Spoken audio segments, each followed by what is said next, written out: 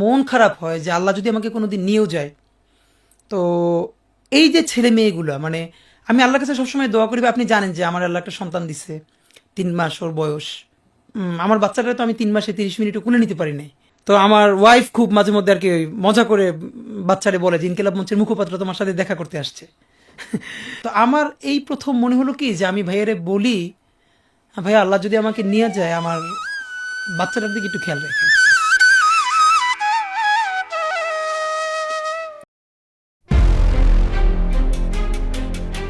ঢাকার বিজয়নগরের সুবর্ণী উদ্যানের কাছাকাছি একটি সাধারণ দুপুর ছিল। জুমার নামাজ শেষে মানুষের ঢল নামছিল রাস্তায়। নির্বাচনী প্রচারণার অংশ হিসেবে তরুণ নেতা শরীফ ওসমান হাদী ও তার সমর্থকরা লিফলেট বিলি করছিলেন। হাদীর গলায় ছিল জুলাই বিপ্লবের স্লোগান, চোখে ছিল একটি নতুন বাংলাদেশের স্বপ্ন। তার ভবিষ্যৎ উজ্জ্বল বলেই মনে হচ্ছিল, কিন্তু তিনি জানতেন না অন্ধকারে তাকে ঘিরে একটি ফাঁদ পাতা হয়েছে। তার অজান্তেই তার নামের পাশে লেখা হয়েছে একটি মৃত্যু পরোয়ানা। এই ষড়যন্ত্রের সূত্রধারা কারা, কোথায় তৈরি হয়েছিল এই নীল নকশা, আর কে এই মুখোশধারী যুবক যে হাদীর কাছে এসেছিল যেন তাকে হত্যা করতে পারে? আজ আমরা সে অন্ধকার গল্পের খুঁজে বের হব, যা স্তব্ধ করে দিতে চেয়েছিল একটি প্রজন্মের কণ্ঠস্বরকে। এই গল্পের শুরু হোক সেই ভয়ঙ্কর মুহূর্ত থেকে।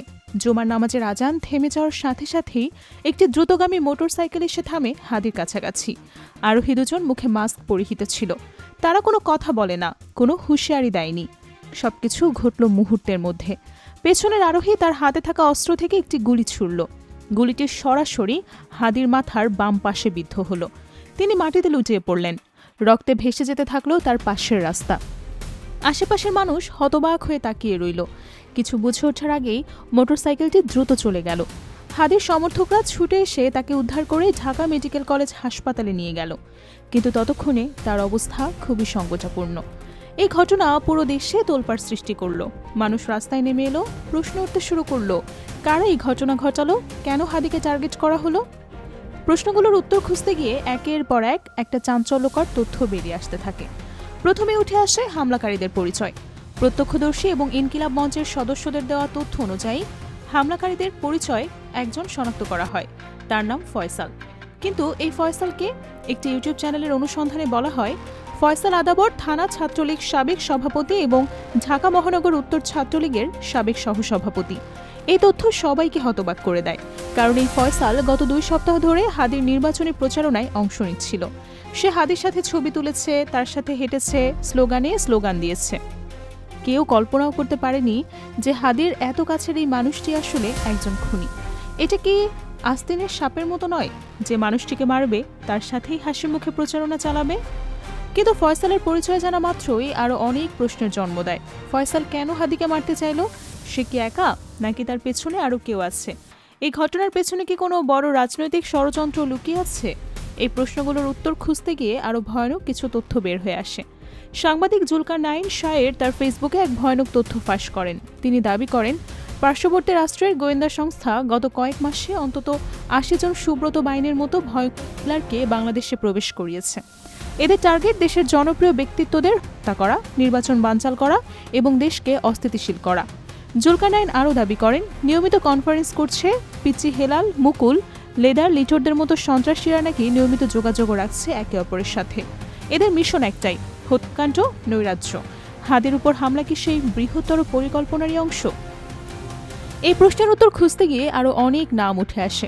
চলচ্চিত্র নির্মাতা মোস্তফা সারোয়ার ফারুকী স্পষ্ট করেই বলেন এটা কনফিডেক্টেড হাসিনার কাজ। তিনি ভারতে বসে একের পর এক হুমকি দিচ্ছেন। ফারুকের মতে যারা এই ঘটনা ঘটিয়েছে তাদের এর চড়া মূল্য দিতে হবে। অ্যাক্টিভিস্ট পিনাকি ভট্টাচার্য বলেন আবরার ফাহাদ থেকে ওসমান হাদী, লড়াইটা এক। আধিপত্যবাদের বিরুদ্ধে এই সংগ্রাম আজীবন চলবে। হাদীর উপর হামলার পর সোশ্যাল মিডিয়া এবং চায়ের টেবিলে উঠে আসছে নানা রাজনৈতিক সমীকরণ। কেউ কেউ আঙুল তুলছেন বিএনপির সিনিয়র নেতা মির্জা আব্বাসের দিকে, কারণ ঢাকা 8 আসনে হাদীর জনপ্রিয়তা মির্জা আব্বাসের মতো হেভিওয়েট নেতার জন্য অস্বস্তির কারণও হতে পারে। কিন্তু আসলে কি তাই? বিশ্লেষকরা বলছেন মির্জা আব্বাস একজন পোড় খাওয়া রাজনীতিবিদ। তিনি জানান এই মুহূর্তে হাদীর মতো একজন জনপ্রিয় ছাত্রনেতা, যিনি জুলাই বিপ্লবের আইকন, তার উপর হামলা করা মানে নিজের পায়ে কুড়াল মারা। এটা হবে পলিটিক্যাল বা রাজনৈতিক আত্মহত্যা। বিএনপি এখনও সেই জুলুস নেই যে তারা এমন একটা রিস্ক নেবে। বরং হাদির উপর হামলা হলে বিএনপি উল্টো চাপে পড়বে। এটাই তো স্বাভাবিক। তাই মির্জা আব্বাস জেনে শুনে পান করবেন এটা বিশ্বাস করা কঠিন। অন্যদিকে জামায়াত ইসলামী এবং তাদের ছাত্র সংগঠনের শিবির কিন্তু হাদিকে নিয়ে বেশ ইতিবাচক। তারা হাদির চিকিৎসার জন্য রক্ত দেওয়া থেকে শুরু করে হাসপাতালের বারান্দায় ভিড় করেছে। অনেকেই বলছেন জামাত চাইছে জুলাই বিপ্লবের এই ক্লিন ইমেজের তরুণদের নিজেদের দিকে টানতে এবং তাদেরকে সমর্থনও দিতে। এতে করে জামায়াতের রাজনৈতিক গ্রহণযোগ্যতা বাড়ে। সাদিক কায়েমের বিপরীতে তারা হাদিকে বেশি প্রিফার করছে বলে শোনা যায়। অর্থাৎ হাদিকে কেন্দ্র করে একটা নতুন রাজনৈতিক মেরুকরণ তৈরি হচ্ছে, যা হয়তো অনেক পুরনো দলের জন্য ভয়ের কারণ। হামলার ফুটেজ বিশ্লেষণ করে নেটিজেনরা আরেকজন সন্দেহভাজনকে খুঁজে পেয়েছে। বলা হচ্ছে হামলাকারী হিসেবে যাকে শনাক্ত করা হয়েছে তিনি ভোলা চর ফ্যাশন কলেজের ছাত্র এবং সাবেক এমপি আবদুল্লাহ আল জ্যাকবের অনুসারী। এই তথ্য যদি সত্যি হয় তবে এর শেকড় অনেক বেশি গভীরে। তবে এখানে আরও একটি বিষয় আলোচনা করা জরুরি, তা হলো কালচারাল ফ্যাসিস্ট বা সাংস্কৃতিক স্বৈরাচার। শাহবাগ কেন্দ্রিক যে গোষ্ঠীটি দীর্ঘদিন ধরে বাংলাদেশে একপাক্ষিক ন্যারেটিভ তৈরি করে আসছে, হাদি তাদের জন্য একটা বড় হুমকি। হাদি কথা বলেন ইসলামের পক্ষে, দেশপ্রেমের পক্ষে এবং ভারতীয় আধিপত্যবাদের বিরুদ্ধে। আগামী 10 বছর পর হাদি যে উচ্চতায় যাবেন তা ভারত এবং তাদের দেশীয় দোসরদের জন্য বড় রিস্ক। তাই কি অঙ্কুরে এই সম্ভাবনাকে শেষ করে দেওয়ার চেষ্টা করা হচ্ছে? ছোট থাকতেই কি কাঁটা উপড়ে ফেলার এই আয়োজন চলছে? এবার আসি হাদির বর্তমান অবস্থার দিকে।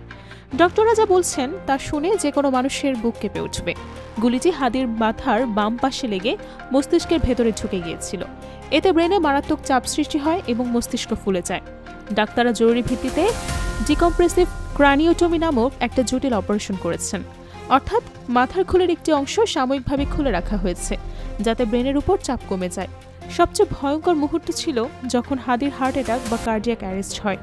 সাধারণত এমন অবস্থায় রোগীর ফিরে আসা প্রায় অসম্ভব, কিন্তু চিকিৎসকদের আপ্রাণ চেষ্টা এবং আল্লাহর অশেষ রহমতে তার হার্ট আবারও সচল হয়। তাকে ঢাকা মেডিকেল থেকে এভারকেয়ার হসপিটালে স্থানান্তর করা হয়েছে। ডক্টর নোবেলের মতে হাদির অবস্থা এখন অত্যন্ত সংকটাপন্ন। হাসপাতালে আনার সময় তার জিসিএস স্কোর ছিল 3, যা একজন মানুষের জ্ঞান স্তরের সর্বনিম্ন ধাপ। চোখের মণি আংশিক ডায়ালেটেড ছিল, যা ব্রেনে গুরুতর ক্ষতির ইঙ্গিত দেয়। সোজা কথায় তিনি এখন লাইফ সাপোর্টে আছেন। মেশিন তার শ্বাস প্রশ্বাস চালাচ্ছে। মেডিকেল সায়েন্স বলছে বাঁচার সম্ভাবনা খুবই ক্ষীণ। কিন্তু আমরা তো সেই জাতি যারা অলৌকিকতায় বিশ্বাস করি। আমরা তো আল্লাহকে বিশ্বাস করি। আমরা বিশ্বাস করি যিনি মৃত্যুর মুখ থেকে ফিরে আনতে পারেন, তিনি চাইলে হাদিকে আবারও আমাদের মাঝে অবশ্যই ফিরিয়ে দিতে পারবেন। ওসমান হাদি শুধু একটি নাম না, তিনি এই সময়ের প্রতিবাদের প্রতীক। তাকে হত্যা করার চেষ্টা মানে বাংলাদেশের স্বাধীনতাকে হত্যা করার চেষ্টা। তাকে থামিয়ে দেওয়া মানে আমাদের কণ্ঠস্বরকে থামিয়ে দেওয়া। আপনারা সবাই যে যেখানে আছেন কাইমন বাক্যে হাদির জন্য দোয়া করুন।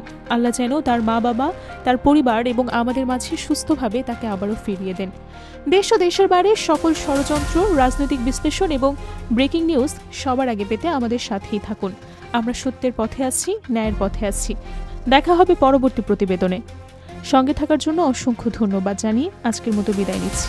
আমি উন্মাদ, আমি ঝঞ্ঝা, আমি ভীতিয়ে দরিদ্রের বলবীর চির উন্নত মানুষের।